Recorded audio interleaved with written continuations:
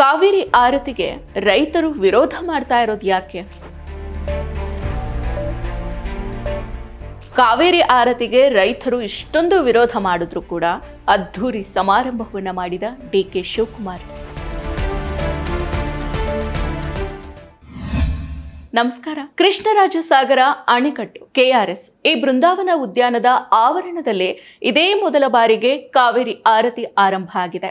ಶುಕ್ರವಾರದಿಂದ ಆರಂಭಗೊಂಡ ಕಾವೇರಿ ಆರತಿಯನ್ನು ವಿರೋಧಿಸಿ ಜಿಲ್ಲಾ ರೈತ ಹಿತರಕ್ಷಣಾ ಸಮಿತಿ, ರೈತ ಸಂಘ, ವಿವಿಧ ಕನ್ನಡ ಪರ ಮತ್ತು ಪ್ರಗತಿಪರ ಸಂಘಟನೆಗಳ ಕಾರ್ಯಕರ್ತರು ಭಾರಿ ವಿರೋಧವನ್ನು ವ್ಯಕ್ತಪಡಿಸ್ತಾ ಇದ್ದಾರೆ. ಕಾವೇರಿ ಆರತಿಯನ್ನ ಬರೀ ಧಾರ್ಮಿಕ ಕಾರ್ಯಕ್ರಮವಾಗಿ ರೂಪಿಸಿಲ್ಲ, ನಮ್ಮೆಲ್ಲರನ್ನ ಕಾಪಾಡೋ ಕಾವೇರಿ ತಾಯಿಗೆ ಗೌರವವನ್ನ ಸಲ್ಲಿಸೋ, ಪ್ರಾರ್ಥನೆಯನ್ನ ಸಲ್ಲಿಸೋ ಕಾರ್ಯಕ್ರಮವಾಗಿ ರೂಪಿಸಿದ್ದೀವಿ. ಇದನ್ನ ಯಾವುದೇ ತೊಂದರೆ ಬಂದರೂ ನಿಲ್ಲಿಸೋದಕ್ಕೆ ಸಾಧ್ಯ ಇಲ್ಲ. ಹೆತ್ತ ತಾಯಿಗೆ ಗೌರವವನ್ನ ನೀಡ್ತಾ ಇರುವಂತೆ ತುತ್ತು ಅನ್ನ ನೀಡೋ ತಾಯಿಗೆ ಶುಭ ಲಗ್ನ, ಶುಭ ಗಳಿಗೆಯಲ್ಲಿ ನಮನವನ್ನ ಸಲ್ಲಿಸ್ತಾ ಇದ್ದೀವಿ. ದೇಹದಲ್ಲಿ ರಕ್ತ ಹರಿದ್ರೆ ಶಕ್ತಿ, ಈ ರಕ್ತಕ್ಕೆ ಶಕ್ತಿಯನ್ನ ನೀಡೋದು ಕಾವೇರಿ ತಾಯಿ ನೀರು. ಈ ತಾಯಿಗೆ ಪೂಜೆ ಮಾಡೋದೇ ಮನಸ್ಸಿಗೆ ನೆಮ್ಮದಿ, ಕಣ್ಣಿಗೆ ಹಬ್ಬ, ಕನ್ನಡಿಗರ ಭಾಗ್ಯ ದೇವತೆ, ರೈತರ ಜೀವದಾತೆ ಕಾವೇರಿ ಮಾತೆ ಅಂತ ಡಿ.ಕೆ. ಶಿವಕುಮಾರ್ ಅವರು ಹೇಳಿದ್ದಾರೆ. ಮುಂದುವರೆದು ಮಾತನಾಡಿರೋರು, ನನಗಿಷ್ಟ ನಂದಿನಿ ತುಪ್ಪ, ಶುದ್ಧ ತುಪ್ಪ ಅಂದ್ರೆ ನಂದಿನಿ. ಕೊಡಗಿನಲ್ಲಿ ಹುಟ್ಟಿದ ಈ ನದಿ ಕನ್ನಂಬಾಡಿಯಲ್ಲಿ ನೆಲೆ ನಿಂತಿದ್ದಾಳೆ. ಕನ್ನಂಬಾಡಿ ಕಟ್ಟೆ ನಮ್ಮೆಲ್ಲರ ಅನ್ನದ ತಟ್ಟೆಯಾಗಿದೆ.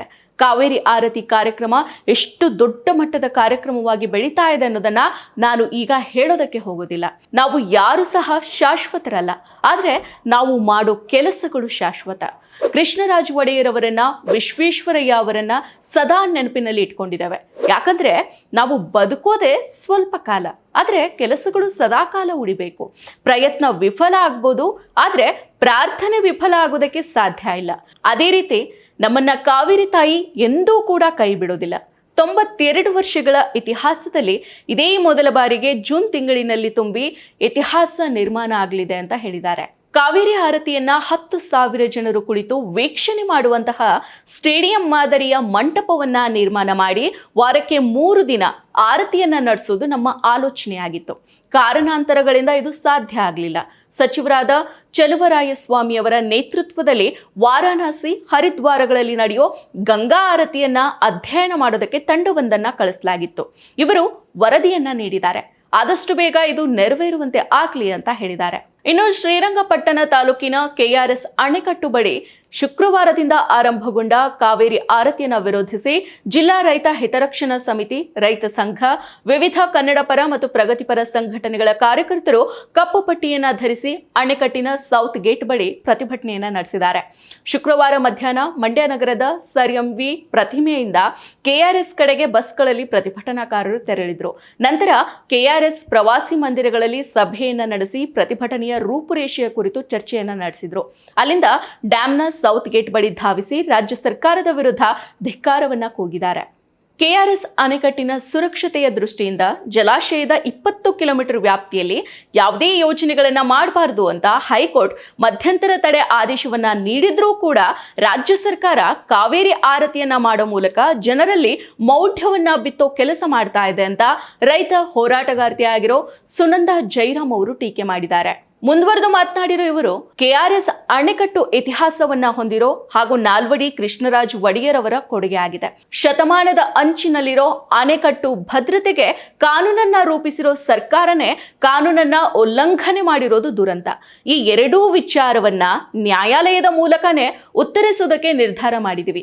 ಅಧಿಕಾರದ ದರ್ಪದಿಂದ ಉಪಮುಖ್ಯಮಂತ್ರಿ ಡಿ.ಕೆ. ಶಿವಕುಮಾರ್ ಅವರು ಈ ಯೋಜನೆಯನ್ನ ಮಾಡೋದಕ್ಕೆ ಹೊರಟಿದ್ದಾರೆ ಅಂತ ಆರೋಪ ಮಾಡಿದ್ದಾರೆ. ಅಣೆಕಟ್ಟು ಬಳಿ ಸಾವಿರಾರು ಜನ ಸೇರಿರೋದ್ರಿಂದ ಜಲ, ಶಬ್ದ, ವಾಯು ಮಾಲಿನ್ಯ ಉಂಟಾಗುತ್ತೆ. ಇದಕ್ಕೆ ನೀರಾವರಿ ಇಲಾಖೆಯ ಅಧಿಕಾರಿಗಳು ಹೊಣೆ ಆಗ್ತಾರೆ.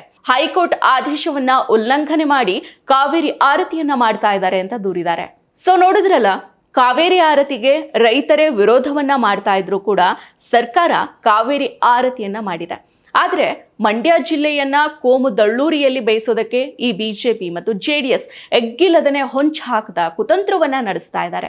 ಇದನ್ನ ವಿರೋಧ ಮಾಡಿ ಅಲ್ಲಿಯ ಜನ, ಅಂದ್ರೆ ಮಂಡ್ಯದ ಜನ ಪ್ರತಿಭಟನೆ ಸೌಹಾರ್ದ ನಡಿಗೆಯನ್ನ ಮಾಡ್ತಾರೆ ಅಂದ್ರೆ ಅನುಮತಿಯನ್ನ ಕೊಡೋದಿಲ್ಲ.